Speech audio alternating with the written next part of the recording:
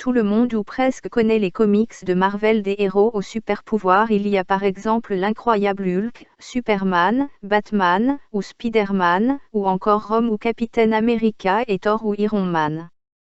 Vous pensez que ces personnages sont purement fictifs, mais peut-être ils sont inspirés de livres comme la Torah, la Bible ou le Coran.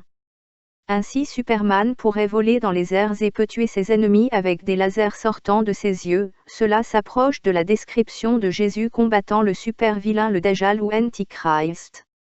Hulk avec sa force surhumaine et ses muscles et la largeur de ses épaules fait penser au peuple de Had et des géants très puissants. Le Coran évoque El-Kédir, l'homme vert ou le verdoyant. Ce serait un homme pouvant vivre peut-être des milliers d'années et qui intervient pour aider des prophètes ou secourir l'humanité et serait l'un des hommes les plus intelligents de tous les temps. Le verdoyant aurait sauvé la vie du prophète Moïse ou Moussa en arabe qui avait tué un homme égyptien et risquait la peine de mort. El-Kédir lui conseilla alors de quitter la ville. El-Kédir aurait tué un enfant innocent mais pour épargner à ses parents qui étaient croyants d'être torturés par ces crimes qu'il devait commettre dans le futur. Cet acte abominable étonna Moïse. Il coula aussi un bateau pour éviter à un pêcheur de payer une lourde taxe décrétée par un roi injuste. El-Kédir aurait réparé un mur sans demander d'argent au propriétaire, car ce mur cachait un trésor enterré par le père de 2 orphelins afin qu'ils puissent devenir adultes avant de trouver leur héritage pour empêcher que les personnes qui les élevaient ne puissent pas détourner leur héritage.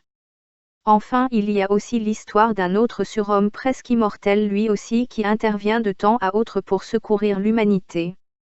Ce serait peut-être un géant ayant 2 cornes. L'on pourrait penser à Goldorak ou Thor le Viking ou Hellboy en tant que personnage de fiction.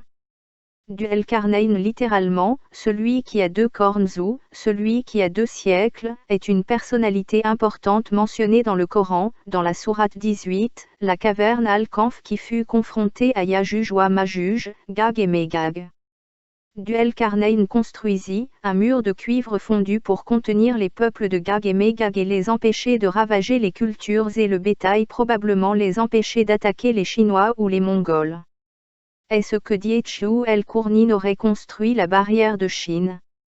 Et quand il eut un endroit situé entre les 2 barrières, montagnes, il trouva derrière elles une peuplade qui ne comprenait presque aucun langage. Ils dirent, ô Dwalcarnain. Les Yajuj, Gags, et les Majuj, Megag, commettent du désordre sur terre. Est-ce que nous pourrons accorder un tribut pour construire une barrière entre eux et nous?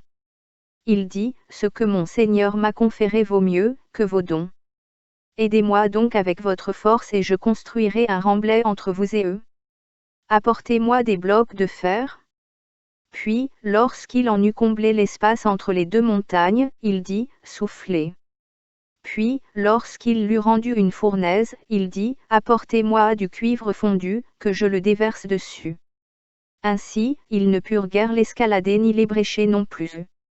Il dit, c'est une miséricorde de la part de mon Seigneur. Mais, lorsque la promesse de mon Seigneur viendra, il le nivellera. Et la promesse de mon Seigneur est vérité. Nous les laisserons, ce jour-là, déferler, comme les flots les uns sur les autres, et on soufflera dans la trompette et nous les rassemblerons tous. Comme super vilains nous avons Satan, Pharaon ou encore le Dajjal, et Nimrod. Nimrod voulait tuer Dieu avec une flèche géante qui aurait pu être une fusée nucléaire. Probablement il devait penser que Dieu se trouvait sur la Lune ou la planète Mars. Peut-être même Nimrod a réussi à atteindre la Lune ou la planète Mars mais il a été puni par un insecte qui est entré par son oreille. Puis le peuple de Nimrod eut sa mémoire effacée et ainsi ils oublièrent comment construire des armes de destruction massive. Nimrod aussi a probablement vécu très longtemps. Avant le déluge, le peuple de Noé pouvait vivre 1000 ans comme les gens de notre époque 100 années et ils étaient des géants.